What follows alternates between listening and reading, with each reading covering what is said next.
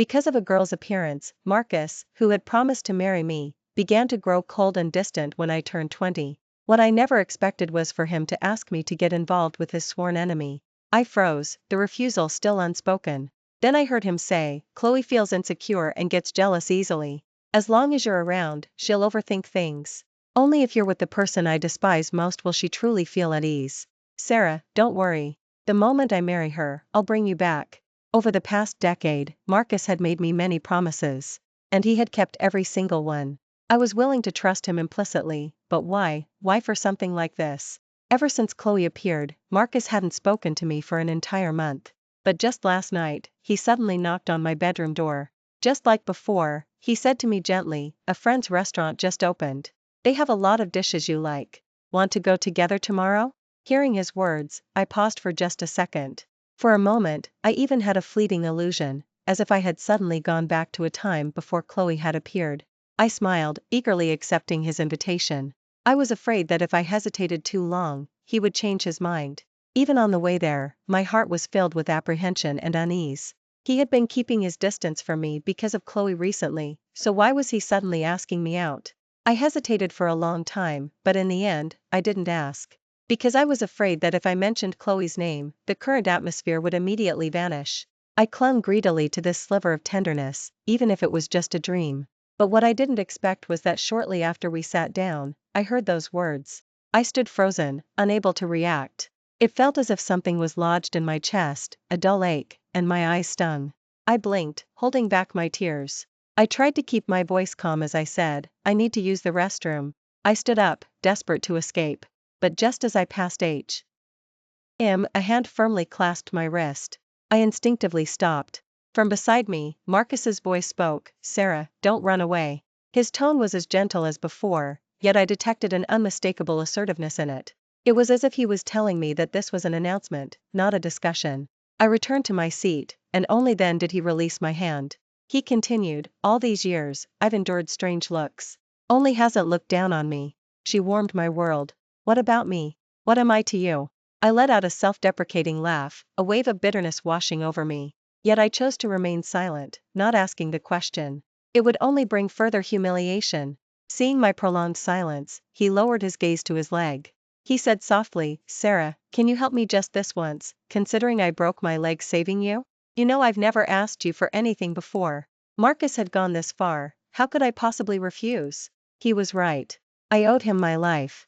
He had saved me and taken care of me for so many years. Now that he needed my help, it was only natural for me to assist him. So, I opened my mouth, and after several seconds, I heard my own voice utter a yes. Seeing me agree, Marcus's face broke into a doting smile. Just like before, he raised his hand and gently ruffled my hair twice. He then promised again, "Good girl. After I get married, I'll bring you back. I won't let you be wronged for too long." I didn't speak, but I replied in my heart, no need. After this, we'll be even *2 with his objective achieved. Marcus busily typed something on his phone. Then he left, saying, "I have something to do at the company. Eat your meal and go home by yourself." And he was gone. I didn't even need to think, I knew that his company business was just an excuse. He was likely going to see Chloe. I quietly watched his retreating figure, getting smaller and smaller until it disappeared. Suddenly recalling the smile on his lips as he left, a hint of confusion flickered in my eyes. I realized Marcus had become so unfamiliar. The old Marcus always carried an air of hostility. While he always shed his coldness in front of me, I could still sense that he wasn't happy. Unlike now, it seemed that the mere thought of seeing Chloe brought a genuine smile to his face. I had always thought I was the most special person to Marcus. But now, it seemed I was nothing more. The food had already been served, so, adhering to the principle of not wasting, I ate a little before returning home. The moment I arrived home, I saw Mrs. Eleanor sitting on the sofa, imperious and intimidating. I immediately realized she must have come for me. Sure enough, the next second, I heard her coldly command me, "Kneel." She never treated me kindly, and finding fault was a regular occurrence, something I had long grown used to. Before, she probably held back somewhat out of consideration for Marcus's reputation. But today, before I could even react, she had someone push me directly to the floor. My knees hit the ground, and I winced in pain. Then I heard her mocking voice from above, "My son lost his leg saving you, and you can't even handle kneeling?" From Eleanor's perspective, it was no surprise that she hated me. So, all these years, I had never blamed her. I accepted all her accusations and curses. Seeing that I didn't struggle, Mrs. Eleanor's expression softened slightly with satisfaction. Nevertheless, she still blamed me in a harsh tone. I heard you went out to dinner with Marcus today? Didn't I warn you to stay away from him? Before, I could turn a blind eye, but if you interfere with their relationship again, don't blame me for being unkind. I had never tried to ruin their relationship. I opened my mouth, but no explanation came out. I simply replied, it won't happen again. She seemed somewhat surprised that I agreed so easily. After all, even when she hated me most, I could never bring myself to say I would leave Marcus. Since and Chloe are getting married, it's not appropriate for you to continue living here. I'm giving you 3 days to move out on your own. Her words were laced with menace. To this, I still only replied, okay, I understand. Seeing me so compliant, she suddenly froze. After several seconds, she opened her mouth, intending to speak further. But then, I heard the sound of a password being entered from outside. I instinctively turned my head and met the gaze of Marcus, who had just entered, and Chloe, who stood beside him. I quickly averted my eyes, seeing Mrs. Eleanor rise to welcome Chloe out of my peripheral vision. Only then did I realize they had arranged to meet here today to discuss wedding matters. They talked for 3 hours, and I knelt for 3 hours. I remembered how, in the past, whenever Mrs. Eleanor found an excuse to punish me, Marcus would always defend me immediately. But this time, he didn't even glance at me. My heart was filled with bitterness and sorrow. It was only at this moment that I finally realized completely, things between us could never go back to how they used to be. After discussing the wedding, Mrs. Eleanor left. Marcus went back to his study to get something, leaving just Chloe and me in the living room. I stood up, rubbing my aching knees. Then I heard her deliberately say, I heard Marcus doesn't want to see you lately? Before I could speak, she continued on her own, don't blame Marcus. It's not his fault you fell for the person he despises most. I looked up at her, surprised that Marcus had told her so quickly. What surprised me even more was that her next words were spoken in a lowered voice. She said triumphantly, to tell you the truth, I know Marcus is deliberately trying to send you to Ethan. But so what? Doesn't that just show that for me, he would make you do anything? Her words were hurtful, but undeniably, she was right. I wasn't going to argue with her. I was about to turn and leave.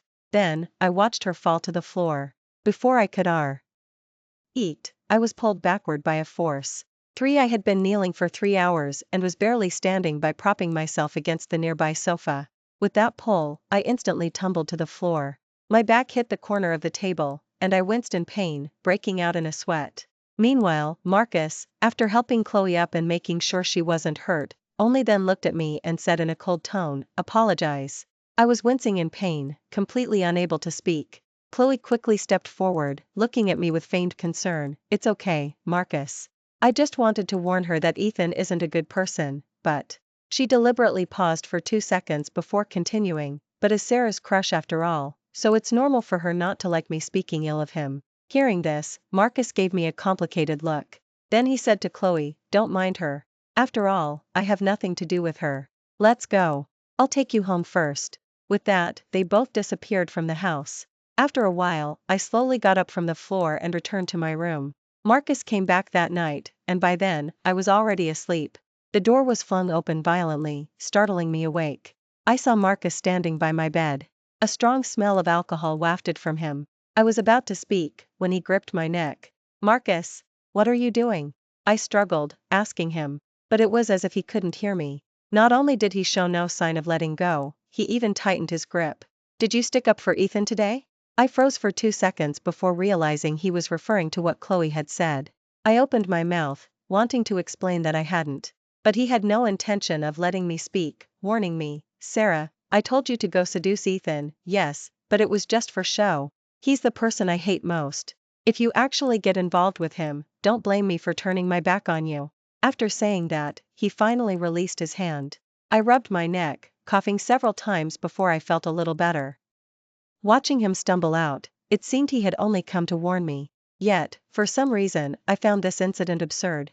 He was the one who told me to go to Ethan, and now he was the one getting angry. I had clearly suggested that if Chloe didn't want to see me, I could disappear from their lives, but he himself had disagreed. These days left me feeling somewhat exhausted. That night, I didn't sleep well at all. When I woke up the next morning, I saw Marcus sitting on the sofa. He seemed to have forgotten about last night, casually asking, "What happened to your neck?" I instinctively touched it, then shook my head, "Nothing." Marcus seemed to have asked casually and wasn't concerned with my answer. He gestured with his eyes towards the invitation on the table and said, "Ethan will also be at tonight's banquet." I nodded, understanding his implication, and replied, "Okay." Seeing me pick up the invitation, he added, "I'm going on a date with Chloe today, so I won't be there. As soon as rumors spread that you and Ethan are together, you can come back." No matter what he said, I obediently agreed. Yet, despite my compliance, the expression on his face remained unpleasant. It wasn't until Chloe called him that a smile appeared on his face, and he left shortly after. That night, I stood alone in a corner of the banquet hall. I had never attended such an event before, as Marcus didn't like them either. Later, when Marcus attended banquets with Chloe, he wouldn't allow me to be present. By my reckoning, this should be my first time attending one. Feeling a bit anxious, I picked up my phone and saw a news alert pop up about Marcus and Chloe's upcoming engagement. My heart clenched, and I put the phone away. Then I heard someone nearby say that Ethan had arrived.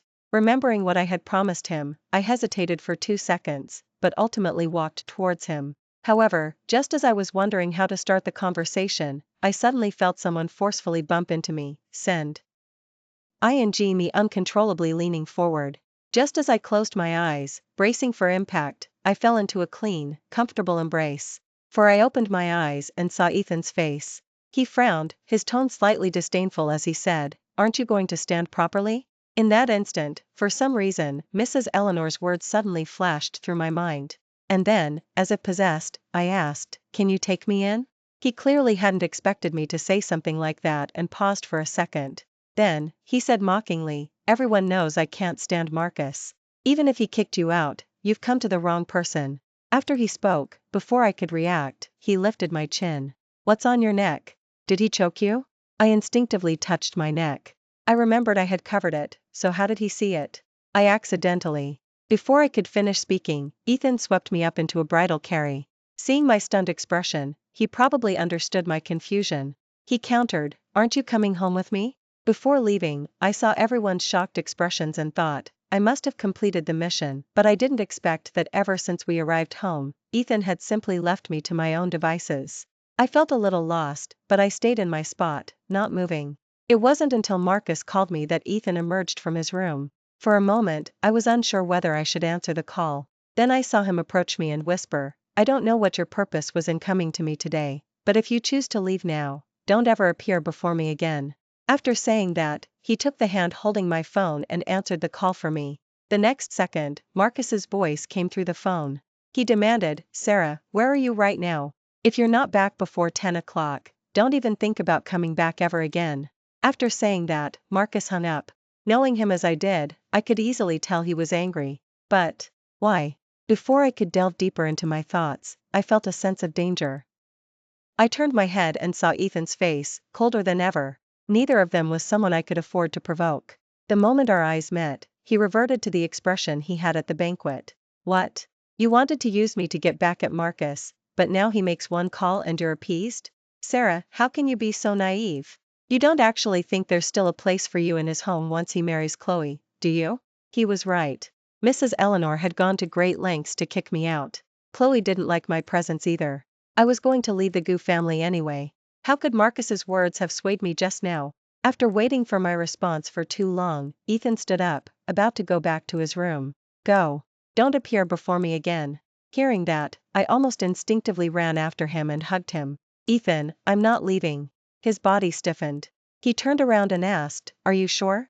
I nodded, and just as I uttered a yes, Ethan silenced me with a kiss. When I was almost breathless from the kiss, he suddenly let go of me. He whispered in my ear, "Since you used me, don't even think about leaving." Used him? His earlier words about me coming to him for revenge against Marcus suddenly echoed in my mind. I wanted to deny it, but for some reason, I couldn't speak. It was as if, deep down, I did harbor such a thought. I shook my head, about to speak, when Ethan kissed me again. His kiss seemed somewhat different from his exterior, outwardly cold and hard. His kisses were tender. It actually made me feel a little lost in the moment. I closed my eyes. Fine, I'll just indulge. Before long, my phone rang again. I knew it must be Marcus, calling again because I hadn't returned home. This time, however, neither of us paid it any mind. When I woke up the next day, the sky outside was already bright. I picked up my phone and saw dozens of missed calls and over a dozen messages. Just then, Ethan suddenly spoke, "Let's go get a marriage license at the county's office Phi. RST, then you can go back and pack your things." Huh? I froze, staring at him with a look of disbelief. "Five," I asked uncertainly, "you want to get a marriage license with me? Otherwise, did you think I was a coward like Marcus?" In the past, if I heard anyone speak ill of Marcus, I would absolutely fight them tooth and nail. But this time I felt nothing inside. I was grateful he saved me, and it was true I had loved him for all these years. Even though he had abandoned me again and again for Chloe, and wronged me countless times to make her happy. In my heart, he still remained the most important person to me, no matter what role he played. But when he suggested I be with Ethan just to make Chloe feel secure, in that moment, my heart turned completely cold. I wouldn't hate him, but I wouldn't love him anymore either. However, marrying Ethan was something I had never considered. After all, he and I were fundamentally from different worlds. Ethan looked at me deeply and said softly, "You know very well Marcus won't let you go easily, and I, conveniently, can protect you." Though I couldn't understand what Marcus was truly thinking, I knew Ethan was right. I no longer wanted to stay with the Gu family, and Ethan's words truly moved me. And so, as if by some strange impulse, I agreed. The marriage license process was quick. Even after leaving the county's office, I still felt a sense of unreality. "I'll have the driver accompany you. I need to go to the company first." I nodded. On the way back, I read Marcus's messages again. In the end, I chose not to reply. At this hour, he shouldn't be home. And once I packed my things, from now on, we would have no connection whatsoever. But what I didn't expect was that as soon as I opened the door, I saw Marcus and Chloe sitting on the sofa.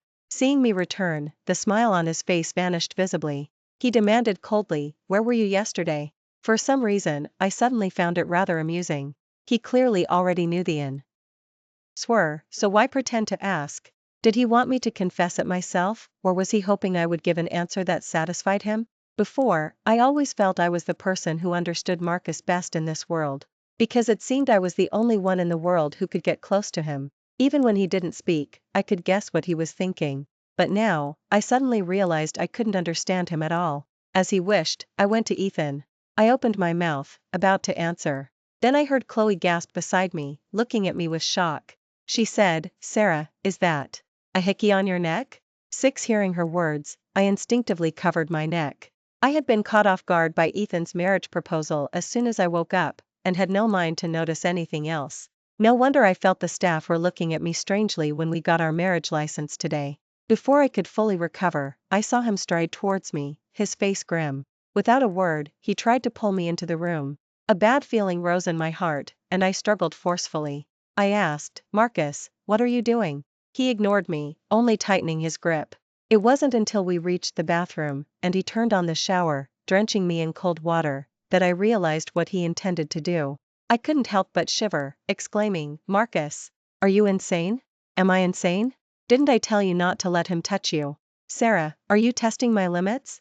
I was freezing and tried to pull away, but he pressed me back. In a moment of impulse, I couldn't help but slap him, reminding him, "Don't forget, you were the one who told me to go to him." Marcus was so stunned by my words that he couldn't speak. After 2 seconds, he roared at me, his voice indignant, "I didn't tell you to go to bed with him." Actually, I hadn't slept with Ethan at all. When the kiss became uncontrollable, he released me and whispered in my ear, "It's not time yet." Ethan gave me a subtle feeling, sometimes I even had the illusion that he liked me. Before this, we seemed to have had no interaction. I shook my head, about to push these thoughts out of my mind, when I felt Marcus trying to pull off my clothes. "You absolutely must wash this off today." I quickly pushed him away, wanting to run out. Unexpectedly, my foot slipped, and Marcus pulled me back again. Fortunately, Chloe appeared at that moment and stopped Marcus. She said, "Marcus, don't be impulsive. That hickey on her neck clearly looks like makeup.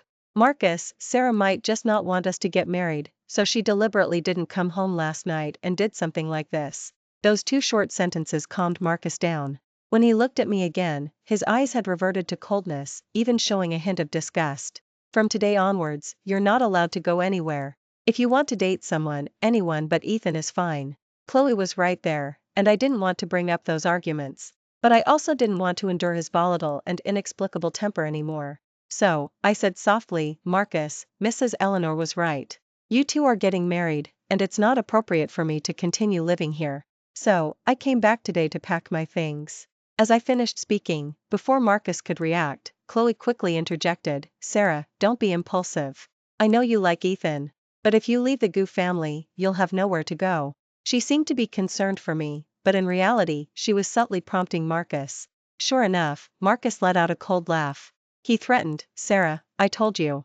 If you dare to leave, it won't be easy to come back. They seemed convinced I was just throwing a tantrum. I didn't offer any further explanation and immediately packed my belongings. Everything here Marcus had bought for me, so I didn't take any of it. As I was leaving, I paused for 2 seconds and said, regardless, I wish you happiness. The moment the door closed, I heard something shatter on the floor. And the command, have bank cards cancelled, was muffled behind the door. But what he didn't know was that I hadn't taken anything with me anyway. 7 The day I moved into Ethan's house, the news of us getting a marriage license went viral on social media. Seeing him staring at his phone, I thought he was upset about it. But I didn't expect him to suddenly say, let's go out to eat. We can celebrate getting our marriage license. Today's Ethan was a little different from yesterday's. Yesterday, he was aloof, cold, and exuded an aura of danger. But today, he seemed almost lively? I shook my head, thinking it must be my imagination. However, shortly after arriving at the restaurant, Ethan received a call and his expression changed. He told me to order first, then went to the restroom himself. I casually ordered a few dishes and then sat there daydreaming. Just then, I suddenly heard a familiar voice from nearby. Sarah. I turned my head and saw Chloe and Marcus. I frowned, feeling a wave of silence wash over me. When I left Marcus's house, I had thought we wouldn't see each other often anymore. But the very next moment, we ran into each other in a restaurant. What annoyed me was that he was clearly worried about Chloe being upset because of my presence. Now that I had left, it was better for all 3 of us. Yet they were sticking to me like clingy pests. I didn't understand, and I couldn't figure it out. I nodded at them, then turned my head back. Just as I expected, Chloe persisted, asking, Sarah, who are you eating with? It's none of your business, is it? Before, out of respect for her being the woman Marcus loved, I had tried my best to avoid conflict with her. So, no matter what she did, I endured it. By my reckoning, this should be the first time I had ever talked back to her. The smile on Chloe's lips immediately froze. After several seconds, she turned to Marcus, a sorrowful expression on her face, and said, Marcus, I didn't mean anything else. I'm just worried Sarah might do something bad for Moan. Why? Hearing this, Marcus's face darkened as he stared at me. He said coldly, Sarah, if you come back with me right now, I'll pretend nothing happened. Go back for what? To be abused by them again? All these years, I had felt guilty because of his leg. I had fully accepted Mrs. Eleanor's punishments and mistreatment. It wasn't until now that I truly understood my own heart. If it weren't for him, I would have wanted to leave a long time ago. But now, I had no lingering affection for him either. I had been by his side since I was 8 years old. Whenever he needed something, I would do everything in my power to make it happen. I considered myself to have diligently taken care of him for 12 years. I believed I no longer owed him anything. I had always thought leaving Marcus would make me sad. But that day, the moment the door closed, my first feeling was one of liberation. Only then did I realize that I had long ceased wanting to be tied to him. Marcus and I would never work out. Perhaps, even if we ended up together, we wouldn't be happy. I opened my mouth and said softly, Marcus, from now on, let's pretend we don't know each other. I won't disturb your lives, so don't disturb mine either. As I finished speaking, I saw Marcus freeze. For a fleeting moment, I even thought I saw a look of panic on his face. It vanished in a second, though. Perhaps I was mistaken. I didn't think too much of it, nor did I intend to investigate further. I had said all I needed to say. Someone as arrogant as Marcus should surely leave now. Just as I expected, Marcus nodded, about to say something. But at that very moment, Ethan appeared. For some reason, a bad premonition suddenly arose in my heart. Sure enough, the next second, I heard Marcus question me with a disgusted expression. You're out to eat with Ethan? Do you have any idea he's the person I despise most? I smiled at him, resisting the urge to remind him again that he was the one who made me appear before Ethan. I simply said, that's none of your business, is it? None of my business? Marcus seemed to laugh from anger, looking at me sarcastically as he said, Do you know Ethan is already married? I froze for a moment, not immediately understanding what he meant. Until he continued, do you realize you're being the other woman, Sarah? Do you have no backbone at all? The other woman? But wasn't I the one who married Ethan? I suddenly remembered that the photos hadn't captured my full face. I didn't speak, but Ethan, standing beside me, couldn't help but say, since you already know I'm married, didn't you bother to find out who I married? What do you mean? Marcus watched him warily. Seeing that Ethan was about to reveal the truth, I quickly stopped him and said, I suddenly don't feel like eating anymore. Let's go home. He gently agreed, took my hand, and walked towards the exit. But as we passed Marcus, he said, I told you, if you couldn't take care of her, I would. You gave me the chance yourself. 8 After we left the restaurant, Ethan's last words were still echoing in my mind. I wanted to ask him what he meant by that. But before I could speak, he countered with a question, why didn't you mention our marriage? You don't want Marcus to know? His tone was somewhat displeased, and if I listened closely, it seemed to hold a hint of grievance. I answered honestly, he hates you so much. If he knew we were married, he would definitely go crazy right then and there. I feel a bit tired. Ethan, what did you mean by what you said earlier? He smiled, reminding me, do you remember saving someone once? I searched my memory carefully and then remembered, on my 18th birthday. I wanted to go to Marcus's company to celebrate my birthday with him, but on the way, I encountered an injured man.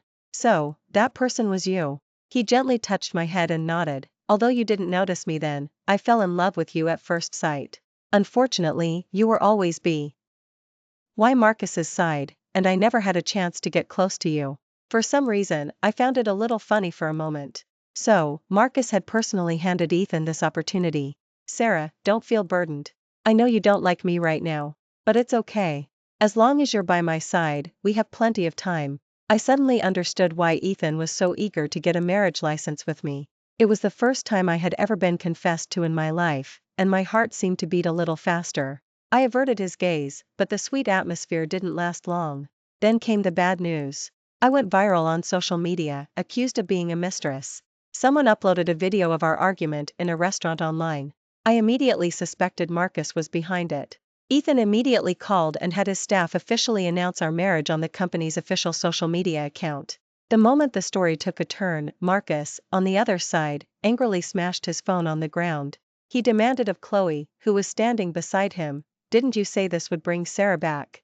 Chloe was clearly stunned herself. I had no idea it was her who married Ethan. She continued, Marcus, isn't this better now? She has her happiness, and we're getting married, isn't that good? Marcus, who had always talked about marriage before, was now speechless. After a long while, he dejectedly sat on the floor. He said, just go. Don't mention the wedding again. Marcus, you're canceling our wedding because of Sarah, an outsider. Marcus looked at her with cold eyes. Sarah is not an outsider. Get out of here, and don't make me say it again. Although was reluctant, she eventually left. Marcus sat alone in the living room for a long time before mumbling to himself, I understood too late. I regret it. After saying that, he struggled into his wheelchair and left. Not long after, I heard a knock at the door. I walked over, opened the door, and found Marcus sitting outside. Seeing him, A.T. Han quickly pulled me behind him and asked unwelcomingly, what are you doing here? Ethan, if you'll just give Sarah back to me, I'll give you anything you want. As far as I could remember, this was the first time Marcus had ever humbled himself before Ethan. It was for me, but this realization didn't bring me any joy. After rejected him, Marcus turned his gaze to me. He said, Sarah, please come back to me, won't you? For the sake of my legs, please come back to me, won't you? I let out a short laugh and said, each word distinct, you already used your legs to ensure I'd be with Ethan. I did my part, and now we have nothing to do with each other. Sarah, I regret it. I was wrong. But I had no regrets. I averted my gaze and said to Ethan beside me, I'm tired. I want to go to bed. He nodded. All right, I'll handle this. I don't know how Ethan handled it, only that Marcus was sent out of the country not long after. On the day he left, he called me. He told me, Sarah, Ethan is a demon. You'll regret being with someone like that. Would I regret it? I didn't know. I only knew that I really liked my life now. He loved me enough, but also gave me enough freedom. Still, I had asked Ethan the same question, would he regret marrying me? Ethan's answer then was that whether I loved him or not, he had a lifetime to take his time with me. I think I agree with that statement now. As for whether I'd regret it, I wanted to spend the rest of my life finding that answer. Thanks for watching today's story. If you enjoyed this video, please like it and share it with your friends. We look forward to hearing your thoughts in the comments. Feel free to share your opinions, and don't forget to subscribe to our channel for more amazing stories. See you next time.